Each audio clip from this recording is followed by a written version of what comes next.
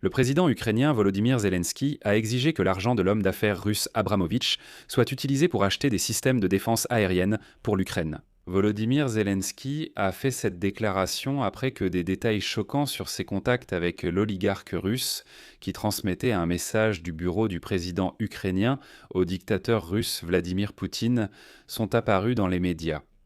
Le Financial Times rapporte que le mois dernier, le président ukrainien a effectivement invité Roman Abramovitch à Kiev dans une tentative infructueuse de convaincre Vladimir Poutine de mener des négociations de paix directes.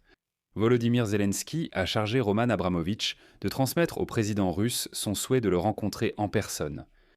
Et toutes ces informations n'ont été révélées qu'après que Vladimir Poutine a déclaré qu'un certain homme d'affaires lui avait transmis un message de Volodymyr Zelensky, après quoi Zelensky a publié une lettre ouverte au dictateur russe. Et c'est seulement après cela que Volodymyr Zelensky a admis que, oui, en effet, il avait secrètement invité l'oligarque russe Roman Abramovitch à Kiev à l'insu de la société ukrainienne.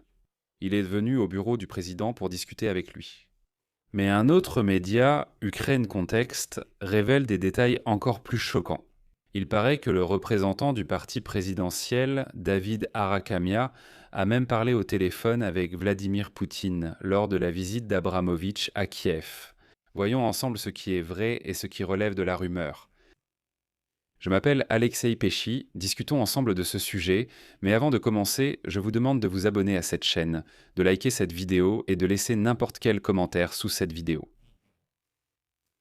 Ainsi, le président de l'Ukraine, Volodymyr Zelensky, a proposé aux autorités britanniques d'envoyer l'argent du milliardaire russe Roman Abramovitch, provenant de la vente du club de football Chelsea, pour renforcer la défense anti-aérienne ukrainienne. Dans une interview à The Guardian, Zelensky a déclaré qu'il avait discuté de cette question avec le chef du gouvernement britannique, Keir Starmer, et voici sa citation. Le Premier ministre m'a dit qu'il faisait tout son possible, et je sais que nos équipes diplomatiques en discutent. C'est un moment difficile.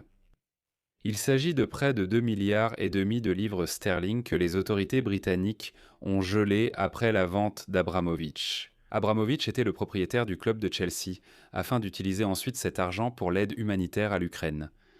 Selon Zelensky, cet argent pourrait être utilisé pour acheter des munitions coûteuses pour la défense aérienne et protéger l'infrastructure énergétique de l'Ukraine contre les frappes de missiles russes. Voici une autre citation de Zelensky. Cet argent peut aider, c'est juste envers nous. La Russie a commencé cette guerre. Pourquoi ne pas utiliser l'argent russe ? Zelensky a également noté qu'il y a eu une rencontre récente avec Abramovitch à Kiev pendant la guerre. Il a déclaré directement au milliardaire russe « Nous avons besoin de votre argent ». Et c'est là que tout devient intéressant. On ne savait rien d'une telle rencontre entre Zelensky et Abramovitch jusqu'à ce que le dictateur russe Vladimir Poutine en parle, essayant clairement de semer la discorde dans la société ukrainienne. Et ce n'est que maintenant que Zelensky a révélé que oui, en effet, il avait rencontré Abramovitch au mois de mai. Et il a transmis par son intermédiaire au président russe Poutine une proposition de cessez-le-feu et des rencontres bilatérales. Zelensky a également souligné qu'il n'avait pas l'intention de céder le Donbass à la Russie. Comme il l'a déclaré, c'était le message clé. « J'ai dit que nous ne partirons pas, nous ne vous donnerons pas la victoire de cette manière. » Et ici, je tiens à souligner que précédemment, le Financial Times avait écrit que Zelensky avait invité Abramovitch à Kiev le mois dernier pour transmettre un message à Poutine. Voilà. L'Ukraine voulait démontrer le sérieux de ses intentions concernant des négociations de paix directes avec les Russes, même si les États-Unis, qui cherchent à jouer les médiateurs pour un cessez-le-feu, sont distraits par la guerre au Moyen-Orient. Comme l'écrit la publication, Kiev espère que le succès dans l'arrêt de l'offensive russe, qui s'est pratiquement arrêtée ces derniers mois en raison des énormes pertes parmi les troupes russes et des dégâts causés par des frappes aériennes en profondeur derrière les lignes russes, donnera un élan à un cessez-le-feu immédiat. Voici la chronologie de cette histoire. Vendredi dernier, Vladimir Poutine a déclaré que le 21 mai, après un voyage à Kiev, il avait rencontré un certain homme d'affaires, le qualifiant, je cite, d'un des représentants de nos milieux d'affaires.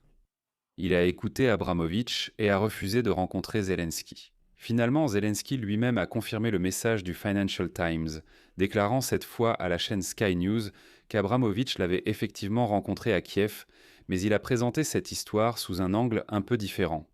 Voici la citation de Zelensky. Il est venu me voir et voulait me transmettre qu'ils étaient prêts, qu'il voulait qu'on comprenne ce que nous voulions faire. J'ai dit qu'il ne s'agissait pas de nous, que vous faisiez la guerre contre nous sur notre territoire. Et je lui ai parlé du Donbass, c'était le message clé.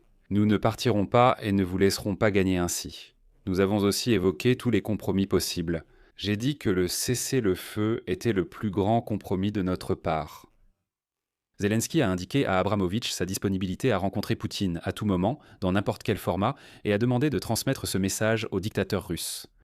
Mais ce qui est triste, c'est que, vous savez, lors de telles négociations, les Ukrainiens l'apprennent soit par Poutine, soit par la presse occidentale.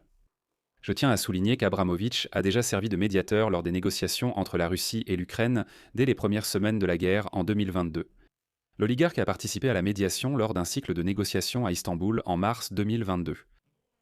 De plus, le Financial Times affirme qu'Abramovich a aidé à conclure un accord garantissant l'exportation des céréales ukrainiennes par la mer Noire à la fin de la même année. Il est également rapporté qu'Abramovich continue de participer à l'échange de prisonniers et à d'autres négociations bilatérales avec l'Ukraine, y compris sur les aspects du plan de paix dans l'impasse sous la direction conjointe.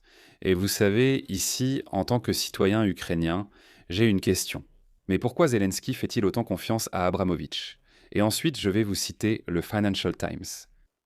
Selon Abramovich, le dirigeant ukrainien, le président Zelensky, pense qu'il peut résoudre tous les problèmes grâce à la magie de son charisme personnel lors d'une rencontre en tête-à-tête entre les dirigeants, a déclaré une personne proche de l'oligarque. Abramovich qualifie les actions de Zelensky de rivalité entre capitaines, par analogie avec l'émission humoristique KVN, dans laquelle le président ukrainien apparaissait avant de se lancer en politique.